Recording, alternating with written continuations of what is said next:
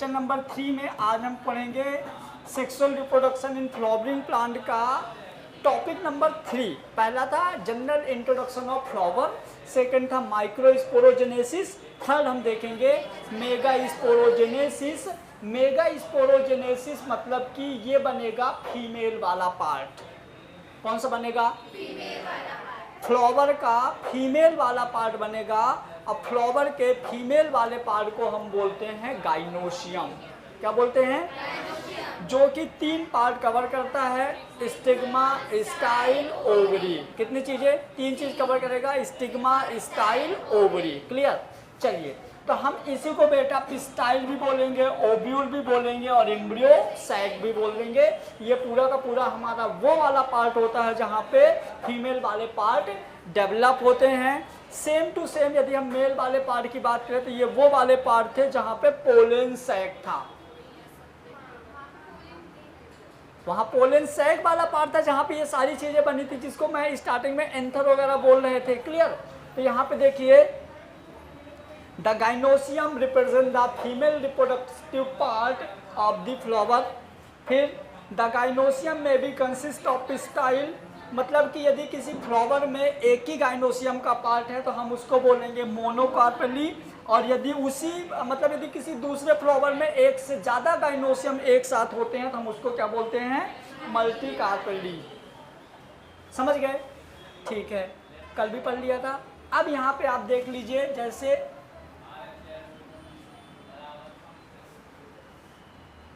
ये इसमें पेन से किसने लिखा है जी? तो ऐसे नोक से थोड़ी लिखे होंगे, वो तो पीछे से लिखे होंगे। रेड कलर के पेन से लिखा हुआ है हैप्पी। कौन सा तानी किया है?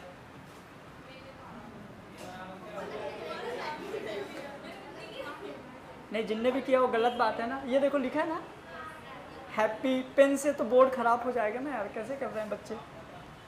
चलिए, अब यदि हम बात करें, ये वाला पार्ट होता है बेटा, ये वाला पार्ट होता है फीमेल का गाइनोशियम वाला पार्ट। क्लियर? ऊपर वाला पार्ट होता है स्टिग्मा, स्टाइल, ओवरी। जहाँ पे उसका बेस होता है, जहाँ से वो अटैच होता है, उसको हम बोलते हैं थैलेमस। क्या बोलते हैं? सारे के सारे यदि गाइनोशियम जुड़े होते हैं तो इसको बोलते हैं सिनकार्पस। क्या बोलते हैं? सारे यदि जुड़े होते हैं सिनकार्पस। इसमें सारे ओपन, सारे के सारे कार्पस मतलब गाइनोशियम यदि ओपन होता है, ये भी आगे आएगा, तो 3 गाइनोशियम वाले पार्ट्स होते हैं। यहाँ पे हम क्या कर रहे हैं, ओव्यूल वाले पार्ट को मैं एक साथ डायग्राम बनाया हूँ, इसको अभी अपन आगे पढ़ेंगे। मैंने एनसीईआरटी के डायग्राम ऐड किया क्योंकि एनसीईआरटी के डायग्राम कभी कभी आते हैं।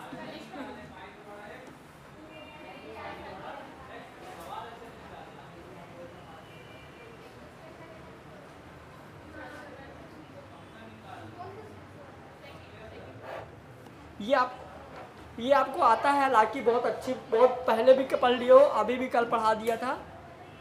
चलिए, यहाँ पे देखिए, when there are more than one pistil may be fused together called syncarpous. 3 है तो क्या बोलेंगे? एपोकार्पस।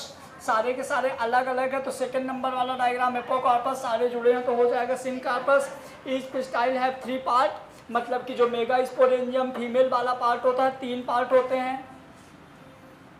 शायद तुम लोग ये सब कभी नहीं भूलोगे। ये हो गया स्टिग्मा, स्टाइल, ओवरी। क्लियर? बहुत अच्छे से आ जाएगा।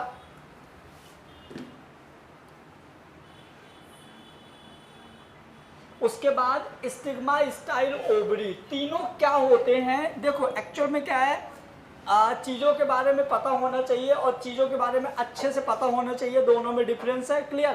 तो जो स्टिग्मा वाला पार्ट होता है वो एक प्लेटफॉर्म का काम करता है जहाँ पे पोलन ग्रेन आके लैंड करता है, रुकता है।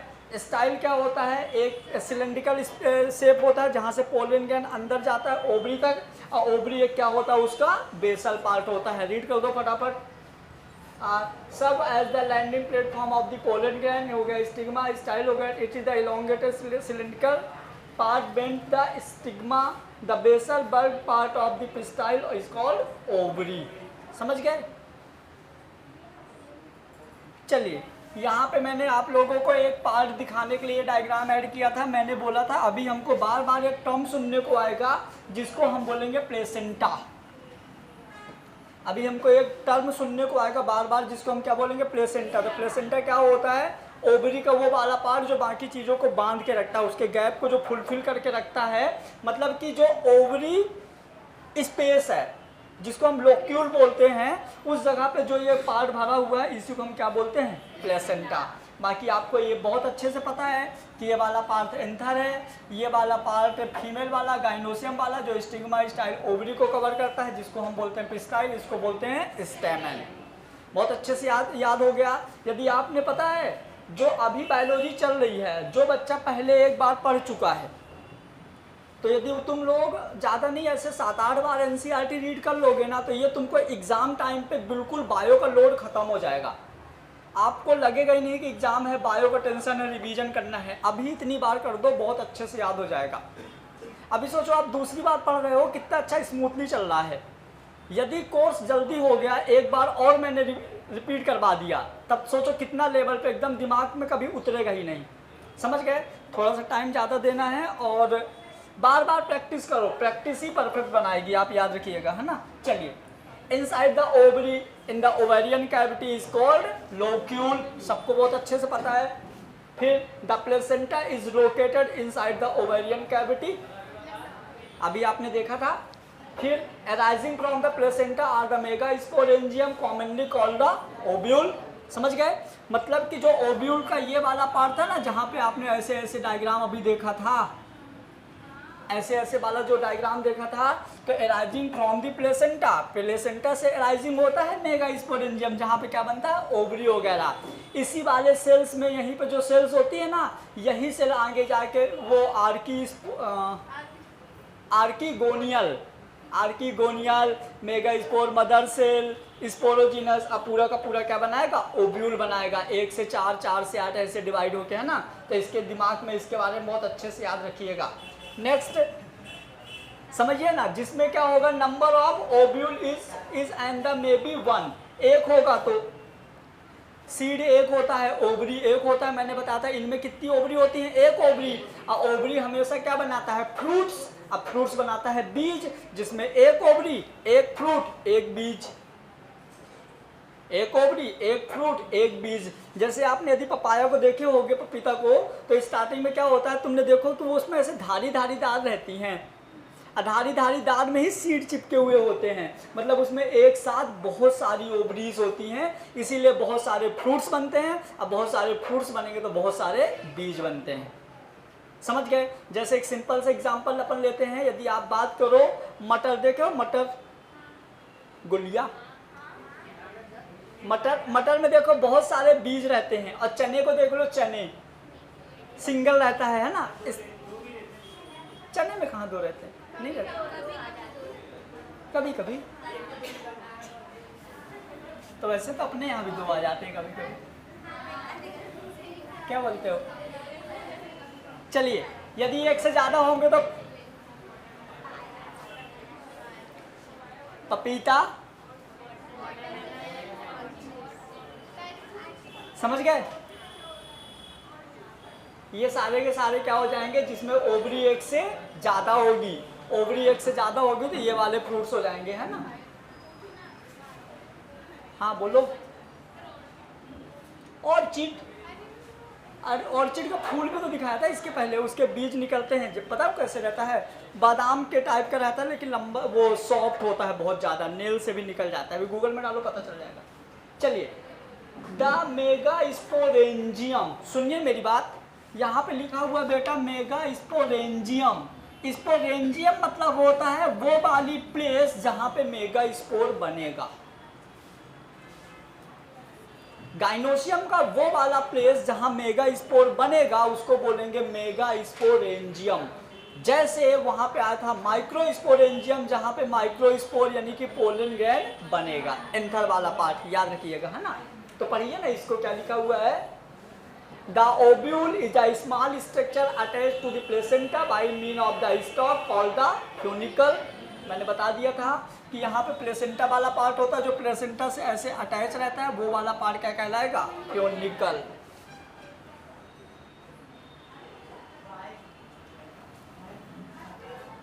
एक बार डायग्राम बना दूं कि याद है? अपने को एक बार चलो देख लो, ये हम बात कर रहे हैं अभी किसकी, ओब्यूल की। ये आपके एग्जाम में बहुत इंपॉर्टेंट है, बहुत बार आता है एमपी बोर्ड में।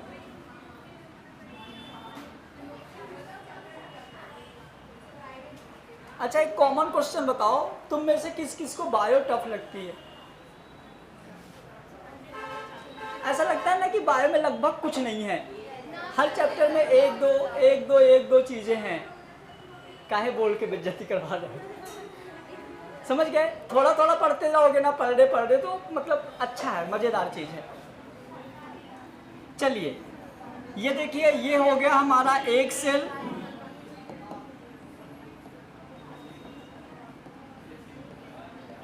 ये 3 सेल ऊपर होती हैं, 3 सेल नीचे होती हैं, बीच में एक होती है, इसको हम क्या बोलेंगे, बोलिए? Polar nuclei. ये वाली सिनर्जिड सेल, ये वाली एग सेल। इसके बाहर क्या रहता है, न्यूक्लियस। क्या रहेगा,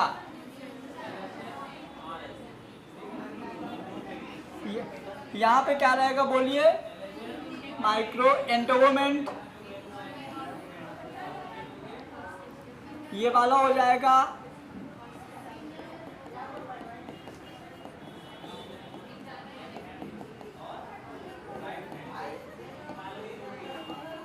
फर्स्ट एंड सेकेंड एंटोगोमेंट। यहाँ क्या है, ये वाला पार्ट माइक्रो पाइल, ये वाला पार्ट। सुनिए, जब ये वाले पार्ट डेवलप नहीं होते हैं, जब ये वाला पार्ट डेवलप नहीं होता है, मान लो ये पूरा का पूरा अभी अपना जो ओव्यूल है डेवलप नहीं है, जब डेवलप नहीं होता तो यहाँ पे पता है सिर्फ ऐसे सेल टाइप का रहता है, ऐसा कुछ रहता है जहाँ पे मेरिस्टेमेटिक टिश्यू भरी हुई होती हैं, जिनमें एक टिश्यू जैसे बहुत सारी भरी हैं, इनमें से किसी एक सेल में क्या होगा, न्यूक्लियस डेवलप होगा, साइटोप्लाज्म डेवलप होगा, डेवलप होके बनाएगा आर्किगोनियल सेल, आर्किगोनियल से वो mega spore mother cell, mega spore mother cell से फिर ये और अच्छा डेवलप हो जाएगी। अब मेगा स्पोर मदर सेल में डिवीजन होना शुरू होगा, उससे बनेंगी 2 सेल, 2 से 4 सेल, 4 में डिजनरेट होगी, 1 बचेंगी, फिर 2, 4, 8, फिर ये सेपरेट होके क्या बनाता है, कंप्लीट ओव्यूल। क्लियर? तो ये वाला ये कब होता है, जब फ्लावर एकदम बचपन में होता है, जब फ्लावर बन रहा होता है ना, तब यहाँ पे ऐसा कुछ नहीं होता है स्टार्टिंग में सिर्फ ऐसा होता है। जब धीरे धीरे देखिए क्या होगा, जब धीरे धीरे फ्लावर बढ़ता है ना, तो फ्लावर बढ़ने के साथ साथ उसके अंदर की सेल्स में भी ग्रोथ होता है, सेल्स में मैचुरेशन होता है, सेल्स मतलब आइडेंटिफाइड होती रहती हैं, डिफ्रेंशिएट होती रहती हैं। तो इस तरह की चीज़ें यहाँ भी साथ में चलती है, साथ में यहाँ मतलब जब इसमें ग्रोथ हो रहा होता है उसी टाइम पे इसके कैलिक्स, करोला, एंडोशियम सब में ग्रोथ हो रहा होता है। ऐसा नहीं है कि जब इसमें ग्रोथ होगा तो मेल वाला नहीं बनेगा, मेल वाला अपने जगह अलग बन रहा है, फीमेल वाला अपने जगह अलग बन रहा है, कैलिक्स अपना अलग बन रहा है, कोरोला अपना अलग बन रहा है। मतलब कि क्योंकि देखो, यदि मान लो फीमेल वाला पहले बन गया, मेल वाला नहीं बना, तो पॉलिनेशन नहीं होगा ना, क्योंकि पॉलिनेशन के लिए तो मेल और फीमेल दोनों एक साथ रेडी होने चाहिए। तो सारी प्रोसेस पैरेलल एक दूसरे के चलती रहती है कंटिन्यू। क्लियर? चलिए, तो ये सॉरी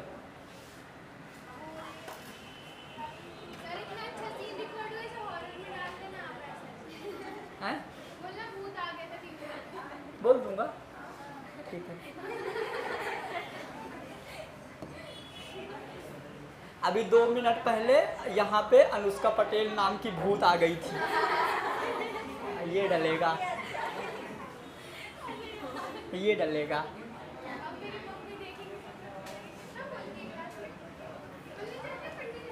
बोल दो ना कि मम्मी कौन सा, मैं अपना दोस्तों को डिस्टर्ब करने के लिए बोलती हूँ, बोलो और क्या। आओ चलिए, अब देखो जल्दी से फटाफट आ जाओ। The body of the ovule fused with the funicle in the region is called hilum। जो प्लेसेंटा की साइड में ऐसे उभरा हुआ था ना, वो वाला हमारा पार्ट क्या हो जाएगा, हाइलम। उसके बाद hilum is the junction between ovule and funicle, ovule और फ्यूनिकल, मतलब ये उभार और ये ओव्यूल, ये वाला पार्ट जो है क्या होगा, हाइलम। उसके बाद each ovule has one or more protective envelope called integument, बाहर की जो लेयर होगी इंटुगुमेंट होंगी।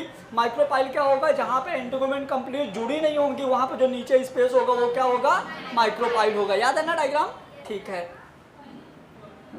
फिर उसके अपोजिट साइड, मतलब कि ओव्यूल के अपोजिट साइड वाला जो पार्ट होगा उसको हम क्या बोलेंगे, चैलाजा। यही लिखा है क्या? हाँ। तो opposite the micropyle end in the chalaza representing the basal part of the ovule.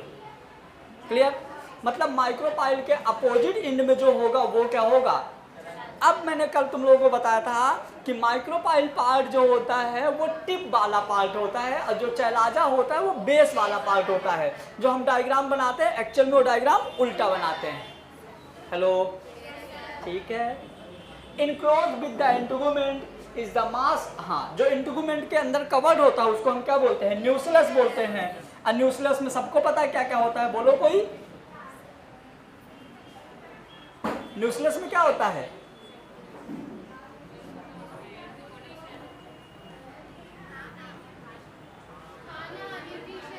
क्या रहता है, न्यूट्रिशन रहता है ना, जो डेवलप मेगा स्पोर को खाना देता है। ऐसे यदि हम बात करें डेवलप माइक्रो स्पोर को खाना कौन देता है, उसकी मम्मी। हाँ, उसकी मम्मी। कौन देता है, मतलब टैपटम उसकी मम्मी है। फ्लावर, समझ गए। न्यूक्लियस क्या होता है, उसको क्या देता है, न्यूट्रिशन प्रोवाइड करवाता है। क्लियर?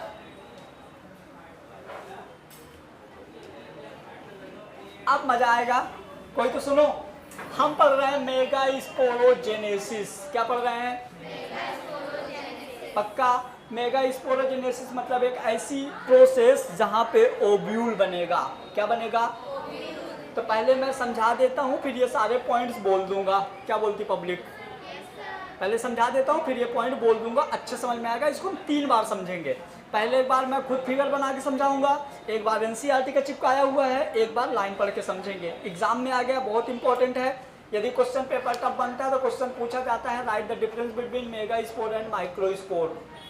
मतलब मेगा स्पोरोजेनेसिस और माइक्रो स्पोरोजेनेसिस। जैसे अपन ह्यूमंस में पढ़े थे स्पर्मेटोजेनेसिस एंड oogenesis, ऐसे यहाँ पे हम क्या पढ़ेंगे, mega sporogenesis and micro sporogenesis. समझ गए? ठीक है।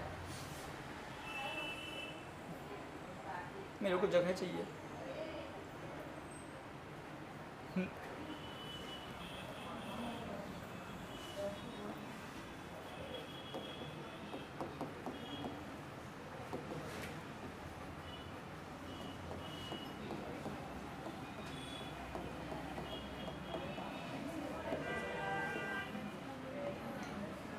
अपन यहाँ समझेंगे क्या, मेगा स्पोरोजेनेसिस। ध्यान से समझना है, जितना बताऊंगा उतना ही एनसीईआरटी में लिखा है और उतना ही आपको याद रखना है। क्लियर? ठीक है। आइए, यदि हम बात करें सबसे पहले मेगा स्पोरोजेनेसिस की, ऐसी प्रोसेस जहाँ पे आपको 7 सेल्ड 8 न्यूक्लिएटेड एक स्ट्रक्चर मिलेगा जिसको हम बोलेंगे ओव्यूल। किसको बोलेंगे, क्या बोलेंगे, और ये ओव्यूल कुछ लेयर से कवर्ड होता है जिसको हम बोलते हैं ओवरी।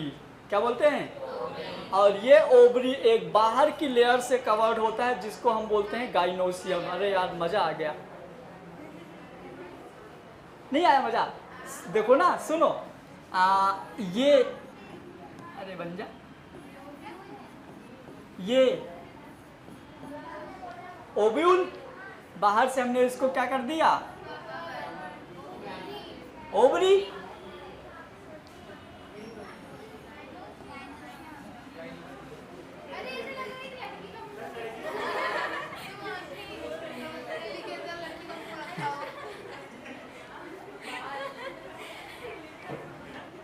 ठेले वाली लड़की का मुंह, लड़की ही क्यों बोली तू लोग, समझ गए ना? सुनो, ovule, ovary, gynoecium. Concept clear हुआ ना पहली बार? अभी तक समझ में नहीं आता क्या ओवरी है, क्या ओव्यूल है, कैसे बोल देते हैं। क्लियर हुआ पक्के से?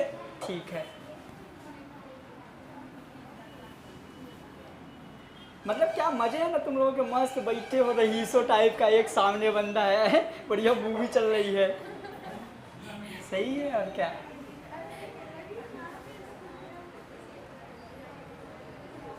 मेरे को इसलिए बुरा नहीं लगता ना इधर तुम लोगों को खाली पीली बैठे हुए, पता है क्यों? क्योंकि मैंने एक जगह पे कहीं पढ़ा हूँ, दीवार में लिखा हुआ क्या, हैं, बोलूं? तुम लोग अपने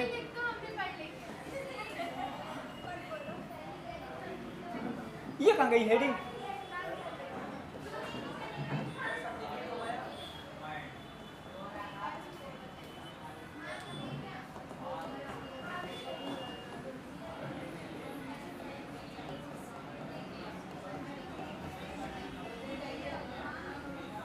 सुनो तो, एक्चुअल में ये टफ है, लेकिन जो तुम लोग आज सीखने वाले हो ना, एकदम इजी लेवल से भी इजी सीखने वाले हो। एक्चुअल में बहुत टफ है। तो आओ अपन बात करते हैं सबसे पहले मेगा स्पोरोजेनेसिस में। एक हम बात करेंगे ओवरी की, या ओवरी ना बोलो, मान लो हम बात कर रहे हैं गाइनोशियम की। बाहर जाओ।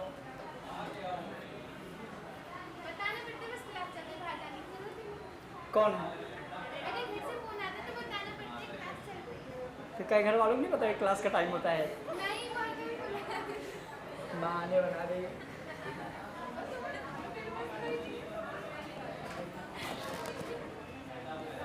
किसकी बात करेंगे? गाइनोशियम। अब जो बोल रहा हूं ना, एकदम दिमाग में बैठाना, ध्यान से सुनना। क्लियर? हम इसी को बोल रहे थे बेटा एम्ब्रियो सैक। क्या बोल रहे थे? क्या बोल रहे थे? यदि एम्ब्रियो को छोड़ दो, सिर्फ सैक याद रखो, तो हमको ऐसा लगता है कि कोई थैला। सैक याद रखो तो अपने को ऐसा लगता है कोई थैला। तो मान लो ये कोई छोटू सा थैला है, इसके अंदर क्या है हमको ये तब दिखेगा जब ये बड़ा होगा। क्लियर? और ये जो थैला है किसी लेयर से कवर है जो है एम्ब्रियो सैक। क्लियर?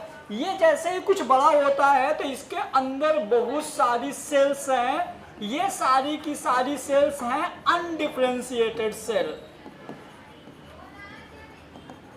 कैसी हैं? Undifferentiated cell. मतलब ये सारी की सारी सेल सेम है, इसीलिए ये सेल डिफरेंशिएट नहीं है, इसलिए हम इनको बोलेंगे क्या? Undifferentiated cell. अनडिफरेंशिएटेड सेल में क्या होता है? कोई एक सेल डेवलप होना स्टार्ट हो जाती है। कोई एक सेल डेवलप हो गई और ये कुछ ऐसी हो गई, चलो नहीं ऐसी ले लो। कोई एक सेल डेवलप हो गई और ये ऐसी हो गई।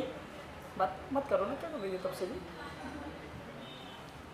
कोई एक सेल डेवलप हो गई और इस डेवलप सेल को हम क्या इस डेवलप सेल को हमने बोल दिया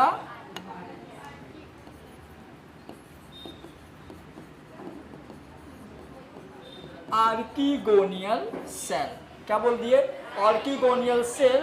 आर्कीगोनियल सेल और अच्छा डेवलप होके बना देती है मेगा स्पोर मदर सेल। क्या बना दिया? Mega spore mother cell. Mega spore mother cell आगे डेवलप होके ये दो न्यूक्लियस बन जाते हैं। ठीक है? और जब ये दो न्यूक्लियस बनते हैं ना, तो यहां तक का होता है कहानी 2n। यहां तक की कहानी होती है 2n। इसका मतलब यहां तक की कहानी होती है डिप्लॉन्टिक। क्या होती है? इसमें होता है बेटा मियोसिस। क्या होता है यहाँ पे? मियोसिस। मियोसिस का क्राइटेरिया होता है कि 4 सेल बनती हैं। कितनी बनती हैं? 4 सेल। और 4 सेल बनने के बाद ये सारी की सारी सेल जो होती हैं अपने पेरेंटल सेल का न्यूक्लियस हाफ हो जाता है। तो पेरेंटल सेल का न्यूक्लियस कितना है? 2n। तो इसका हाफ क्या हो जाएगा? n। तो यहाँ पर जो न्यूक्लियस है ये हो जाएगा n, मतलब हैप्लॉन्टिक। क्लियर? इतना क्लियर हो गया? अब क्या होगा? इसमें फिर से डिवीजन स्टार्ट होगा और ये सेल से बन जाएंगी 4 सेल। कितनी बन जाएंगी? चलो यदि हम इसके बाहर वाली लेयर को हटा दें तो यहां से बनेंगी 4 सेल। अब क्या होता है देखिए, ऐसा क्यों होता समझना। ये 4 सेल हो गई ना, इन 4 सेल में अब ये हमारा बन रहा है मेगा स्पोर। क्या बन रहा है? मतलब कि हमको मेगा यानी कि बड़ा, बहुत ज्यादा साइटोप्लाज्म चाहिए, लार्ज अमाउंट में साइटोप्लाज्म चाहिए। लार्ज अमाउंट में साइटोप्लाज्म चाहिए तो पता क्या होती हैं? ये 3 की 3 सेल अपने आप डिजनरेट हो जाती हैं। ऊपर की जो 3 सेल होती हैं अपने आप इनकी डेथ हो जाती है, अपने आप ये डिजनरेट हो जाती हैं, अपने आप डिजनरेट हो जाती हैं और ये कुछ ऐसे बन जाती हैं। एक यहाँ पे बन जाती है, ये ऐसे, ये मतलब ये इनकी सिर्फ डेड बॉडी बची। देखो ये, क्योंकि इस एक को साइटोप्लाज्म ज़्यादा चाहिए, तो ये अपना सारा साइटोप्लाज्म यदि ये इक्वल डिस्ट्रीब्यूट होगा, तो इक्वल डिस्ट्रीब्यूट होगा तो ना ये बड़ी हो पाएगी, ना ये ना ये ना ये। तो ये क्या करती हैं, सारी साइटोप्लाज्म एक को दे देती हैं, बाकी 3 डिजनरेट हो जाती है, एक हेल्दी हो जाती है। मतलब अब इस वाले सेल में क्या बचा, ये भी हमारा क्या होता है, मदर सेल। कौन सी सेल होती है, मेगास्पोर मदर सेल। अब देखो यहाँ पे, अब ये जो सिंगल सेल बची है ना अपनी, अब मैं इन सब की कहानी बात नहीं करूंगा, अब हम सिर्फ इस वाले सेल के कहानी की बात करेंगे जो है हैप्लॉन्टिक। याद रखिएगा, ये वाली सिंगल सेल यहाँ पे क्या है, एन मतलब हैप्लॉन्टिक, यहाँ पे एक सेल थी एन मतलब डिप्लॉन्टिक। समझ गए, आगे पेज आएगा लेकिन लिखा यही रहेगा, तो मेरे को ये रफ करना पड़ेगा। कर दूं, ये वाली सेल दिमाग में रखिएगा, है ना। चलिए, हमारी एक सेल बची हुई है, 3 की डेथ हो गई है, एक सेल में सेंटर में कैसा है, सिंगल एन है। अब हमने ये वाली ले लिया सेल जिसके सेंटर में क्या था, सिंगल एन था। अब इनमें होगा माइटोसिस। हेलो, अब इसमें होगा माइटोसिस। याद रखिएगा, एग्जाम में बहुत बार आता है, 12th में भी ऑब्जेक्टिव में आता है, नीट में भी आता है। पहले हुआ था क्या, मियोसिस, अब क्या होगा, माइटोसिस। तो एक से इसके अंदर 2 बनेंगे, एक से 2 बनेंगे, बट दोनों यहाँ भी एन था और यहाँ भी एन रहेगा, मतलब दोनों एन रहेंगी, क्योंकि माइटोसिस में क्या होता है, जो नेक्स्ट सेल बनती हैं वो अपने पेरेंटल सेल के जैसे बनती हैं। क्लियर हुआ, आगे आ जाइए। तो अब इन दोनों में क्या होगा, ये दोनों अपने अपने एपेक्स की ओर जाने लगेंगे। किधर साइड, एपेक्स मतलब चोटी, इसकी चोटी इधर, इसकी चोटी इधर, दोनों अपने एपेक्स की साइड जाने लगेंगी और जाते जाते दोनों में हो जाएगा डिवीजन, फिर से माइटोसिस। तो ये भी एन। क्लियर, फिर यहाँ पे फिर से माइटोसिस, फिर से माइटोसिस। जब ये 4 सेल बन जाती हैं तो फिर क्या होता है, इनमें मूवमेंट्स स्टार्ट हो जाते हैं, इनके सेल्स में क्या हो जाते हैं, मूवमेंट्स स्टार्ट हो जाते हैं। और जब मूवमेंट्स स्टार्ट होते हैं तो यहाँ की इधर साइड की एक सेल और इधर साइड की एक सेल सेंटर साइड आना स्टार्ट हो जाती हैं। तो ये इधर आती है, ये इधर आती है, बाकी जो 3 सेलें बचती है ना वो उसके एपेक्स के साइड जाने लगती हैं। ये देखो इधर जाने लगी ये 3 सेल। क्लियर हुआ। इसके बाद क्या होगा, यहाँ पे सेंटर में 2 सेल आ जाती हैं, इधर साइड ये देखो 3 सेल चिपक गई, इधर साइड 3 सेल चिपकती हैं, एक बड़ी हो जाती है, 2 छोटी हो जाती हैं, ऊपर 3 सेल चिपक गई जो इक्वल रहती हैं। जब यहाँ पे 2 सेल चिपक जाती हैं तो इन दोनों सेलों के बाहर एक लेयर फॉर्म हो जाती है और ये लेयर इन दोनों को एक ही चीज में कवर कर देती है। इस तरह से कुछ बन गया। अब मेरी बात सुनो, जब ये प्रोसेस चल रही थी सेम उसी टाइम पे इसके बाहर भी तो डेवलपमेंट हो रहा होगा। इसके बाहर इंटुगुमेंट बन रहा था, माइक्रोपाइल बन रहा था, हाइलम बन रहा था, न्यूसिलस बन रहा था, सारी चीजें बन रही थी। क्योंकि मैंने क्या बोला, सारा का सारा डेवलपमेंट, सारा का सारा ग्रोथ कैसे चलता है, पैरेलल चलता है। ऐसा नहीं है कि ये हो रहा है तो वो नहीं होगा। तो इसके साथ साथ में बाहर क्या बन रहा था, न्यूसिलस। बता दूं, ठीक है।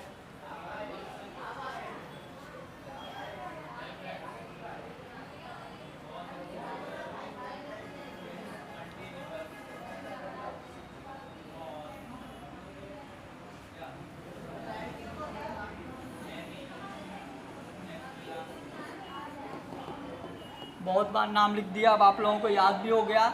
इसके बाहर बन रहा था न्यूसिलस। न्यूसिलस स्टार्टिंग में इसके अंदर बहुत सारा एनर्जी था, बहुत सारा इसके अंदर न्यूट्रिशन था।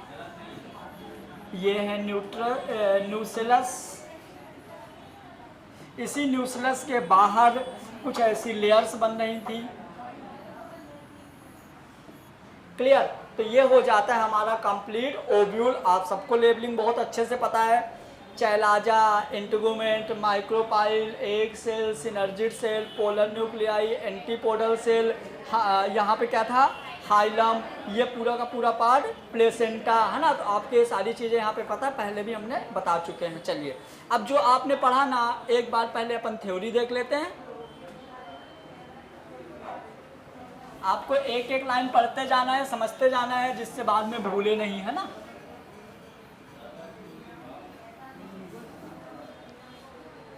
पढ़िए।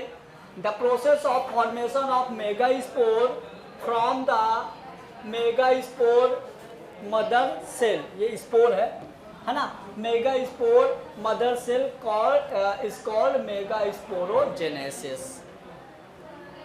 एक बार पढ़ो खुद से। मेगास्पोर मदर सेल से मेगास्पोर बनने की जो प्रोसेस होती है उसी को हम क्या बोलते हैं, मेगास्पोरोजेनेसिस। क्लियर हुआ? पक्का। Next, ovule generally differentiate a single megaspore mother cell in the micropylar region of the nucleus. मतलब स्टार्ट होता है कहाँ से, एपेक्स वाले पार्ट से, और एपेक्स वाला पार्ट क्या है, माइक्रोस्पोर मदर सेल, तो वहीं से स्टार्ट होगा। वो तो मैं डायग्राम उल्टा बनाए अपन, समझ गए। तो जो हमारा सेल, जो हमारा मेगास्पोर मदर सेल बनी थी ना, वो माइक्रोपाइल के साइड की सेल्स थी। Clear? Next, it is the large cell containing dense cytoplasm and the prominent nucleus. मजा आ गया? कोई दिक्कत? पहले सब सेम थी, लेकिन जैसे किसी एक सेल का न्यूक्लियस और साइटोप्लाज्म डेवलप हो जाता है, और जैसे वो डेवलप हो जाता है तो वो हमारा कौन से लार्ज सेल डेवलप होके कौन सी सेल बनाएगी, कोई बोलो? Archegonial cell. क्लियर? पढ़िए। The megaspore mother cell undergoes, मजा आया, मियोटिक डिवीजन। और जैसे मियोटिक डिवीजन होगा तो वो एन से 2n हो जाएगी। क्या हो जाएगी? हाँ बोले, हाँ मारू ना इसको, ध्यान ध्यान।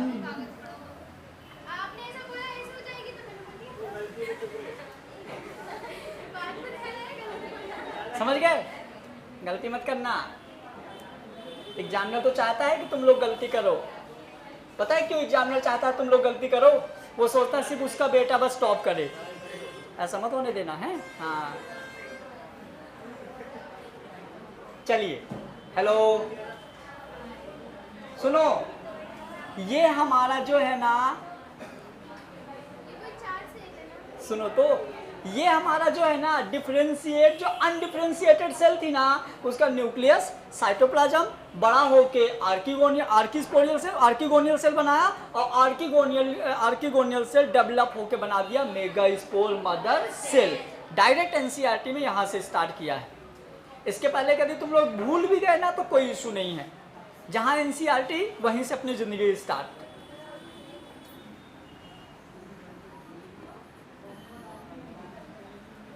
हेलो, क्या रह गए? 2n। 2010 के पहले एनसीईआरटी का नामो निशान नहीं था। 2010 के पहले एनसीईआरटी का नामो निशान नहीं था। अलग अलग ये अपनी नवबोध प्रबोध ये सारी बुकें चलती थी, लेकिन 2010 के बाद ऐसे चेंजिंग आया ना हर चीज़ में, वो अलग ही लेवल का बुक बना दिया भाई। मतलब एक वो होता है ना अचंभव, उस तरह का। मेरे हिसाब से बहुत अच्छी बात है, क्योंकि लिमिटेड सिलेबस दे दिया, इसी से आएगा, इसी को पढ़ो। पहले पता क्या होता था, बहुत पढ़ना पड़ता था। अब चीज़ें लिमिटेड हो गई हैं, तब ज़्यादा सही हो गया है। पहले क्या होता था, बेचारा बच्चा 10-15 हज़ार की किताबें खरीद रहा है। अब कुछ नहीं, गवर्नमेंट किताबें 1000 रुपये में सारी 10 किताबें आ जाती हैं।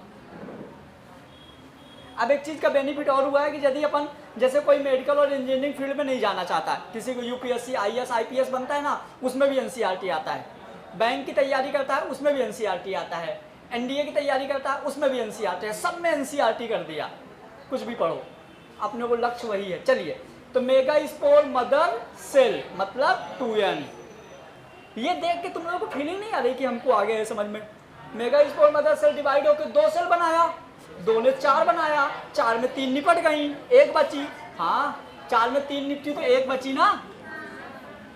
फिर 1 से 2, 2 से 4, 8, 3 सेंटर में आई, सॉरी 2 सेंटर में आई, 2 ऊपर 2 नीचे। अब बन गया क्या?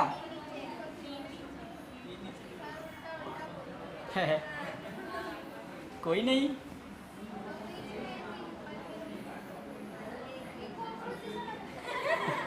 समझ गया ना मतलब? अरे बना के वो कॉपी उल्टा कर देना, बता दो।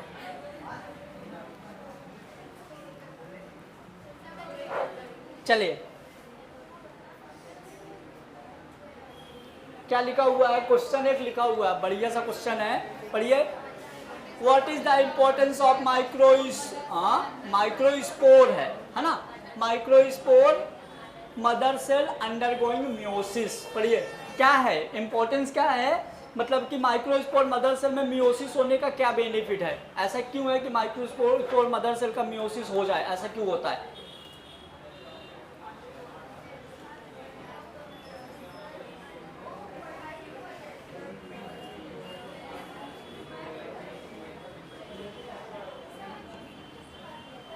आ गया? ये 12th में 2 मार्क्स का बहुत बार आया है एमपी बोर्ड में, इस वजह से ऐड कराया हूं मैं, एकदम सफिशिएंट आंसर। जब ये लिखोगे तभी 2 मार्क्स मिलेगा, बहुत बार आया है।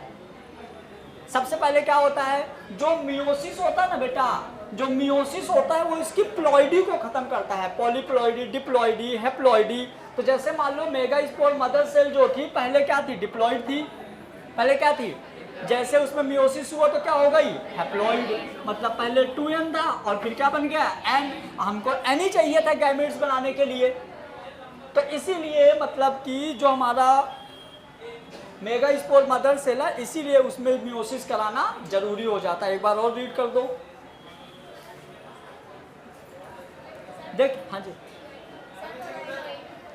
प्लॉइडी मतलब नहीं समझ में आ रहा, किस को, किसी को नहीं आया?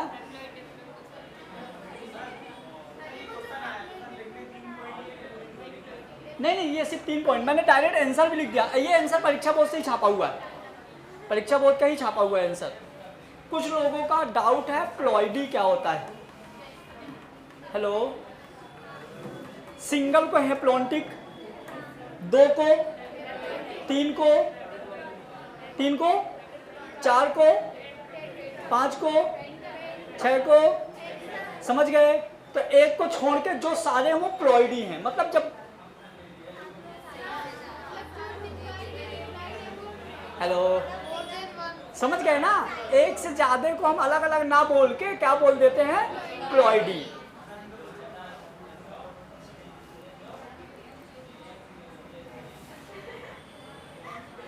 ट्यूनिंग मस्त तब हो जाती है जब लोग इशारा समझ लेते हैं। चलिए, meiosis result in the production of 4 megaspore. किस किस को लगता है कि ये एमसीक्यू में नहीं आता होगा?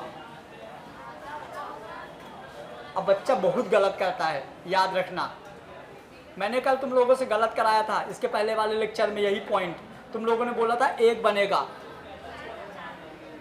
Next, female gametophyte in a majority of the flowering plant, one of the megaspore is functional, will the other 3 degenerate only the functional megaspore. Hello, बता दिया था ना? एक और question, this method of embryo sac formation from a single megaspore in the monosporic development. Monosporic development पता है क्यों बोले हैं? क्योंकि 4 में एक ही डेवलप हुआ है, इसलिए हम बोल रहे हैं क्या, मोनोस्पोरिक डेवलपमेंट। पढ़िए क्वेश्चन, जल्दी से क्वेश्चन पढ़िए। प्लॉइडी मतलब बताऊं? पता है ना? चलो, what will be the ploidy of the cell of the nucleus, megaspore mother cell, the functional megaspore and female gametophytes।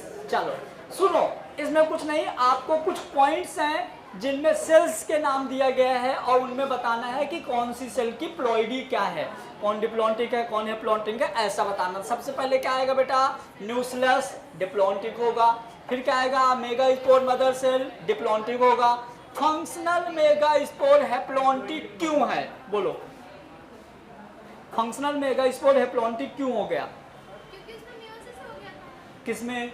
Megaspore mother cell. Good, अरे टैलेंटेड इंसान हो तुम, मुंह से भले नहीं लगती लेकिन हो। फीमेल गैमेटोफाइट ये क्यों है तुम बताओ, फीमेल गैमेटोफाइट हैप्लॉन्टिक क्यों है? हाँ, अरे दादा फंक्शनल मेगा स्पोर ही फीमेल गैमेटोफाइट है। किसी किसी के दो नाम रहते हैं ना, घर में जीतू भैया, सॉरी बाहर जीतू भैया, घर में लल्लू, ऐसे ऐसे ऐसे। अरे तुम्हारे घर में क्या नाम है? कज्जू। नहीं, हाँ, मिली। मिली, अब बाहर खो गई। अलग अलग दो दो नाम रहते हैं ना, वही है ये पढ़ो, न्यूक्लियस हैव टू एम्प्लॉयडी। फिर megaspore mother cell have two एम्प्लॉयडी। Female gametophyte also called the, मजा आ गया, ये पहला स्टार्ट किया था तभी का है। Next, the functional megaspore is haploid in nature. यदि ये सुनो, यदि ये क्वेश्चन आ जाता तुम्हारे एग्जाम में और तुम ये पॉइंट नहीं पढ़े होते ना, तो इतना अच्छे से नहीं लिख पाते। लिख लेते लेकिन ये सिस्टमेटिक वे से नहीं लिख पाते, तो इसको लिखने हैं, है ना। मैंने अच्छा एमसीक्यू में क्वेश्चन भेजा था, 14-15 लिख लिया था, नंबर ने तो लिखा था, मैं देखा तुम लोग कॉपी में लिख लिया था, उनको याद कर लेना, वहीं से आएंगे, है ना। ऑब्जेक्टिव लिख लिया था, लो हो गया, आ भी गया ना अच्छे से, पक्का।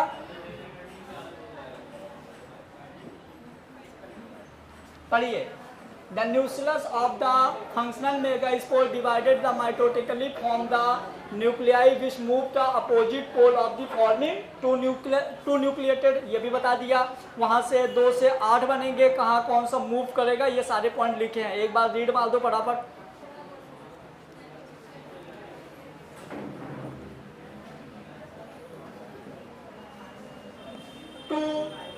More sequential mitotic nuclear division result in the formation of the whole nucleus and later 8 nucleated stage of the embryo sac। ये भी बता दिया मैंने, जब स्टार्ट किया था तभी लिख दिया था, बहुत इंपॉर्टेंट हो जाता है।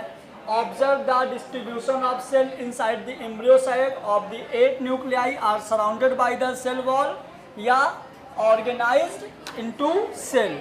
फिर remaining 2 nuclei called polar nuclei are situated below the egg apparatus। अच्छा, वो फिलिफॉर्म apparatus पता नहीं क्या होता है, क्या होता है? वो केमिकल देते हैं। हाँ, जो नीचे ऐसे ऐसे था ग्रीन कलर का, जो केमिकल सिक्रेट करता है, पोलन ट्यूब को अपनी ओर खींचता है।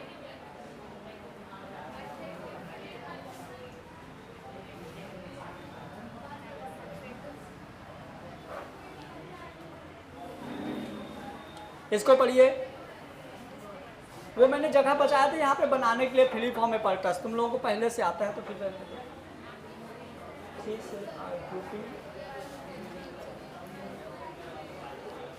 पढ़िए पढ़िए जल्दी पढ़िए।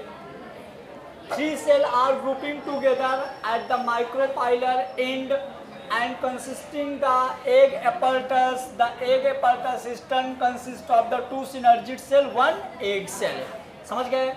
फिर the synergid have special cellular thickening at the micropylar tip called the filiform apparatus। याद है filiform apparatus?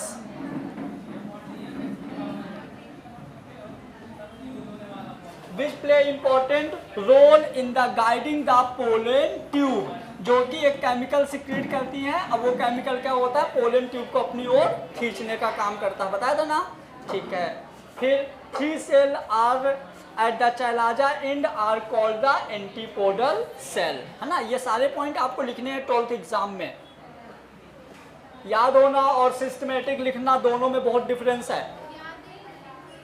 याद होना और सिस्टमेटिक तरीके से लिखना दोनों में बहुत डिफरेंस है। आपको लिख लिख के बहुत बार प्रैक्टिस करनी है। तब तक लिखो जब तक तुम्हारे कॉपी के कम से कम 2-3 लाइन ना भर जाए। तुम्हारे हिसाब से सही बोल दिया और क्या। नेक्स्ट, द लार्ज सेंटर से टिपिकल एंजियोस्पर्म, ये सबको बहुत अच्छे से पता है। पहले एमपी बोर्ड का फेवरेट क्वेश्चन होता था, अब तो तुम लोग इसको यूं बाएं हाथ में तुम्हारे हो गया ये, है ना, यूं।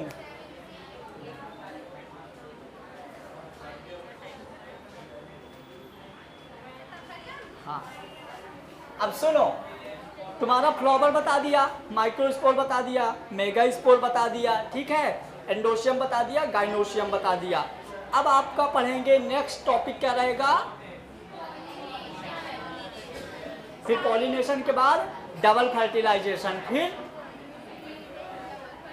फ्रूट और सीड।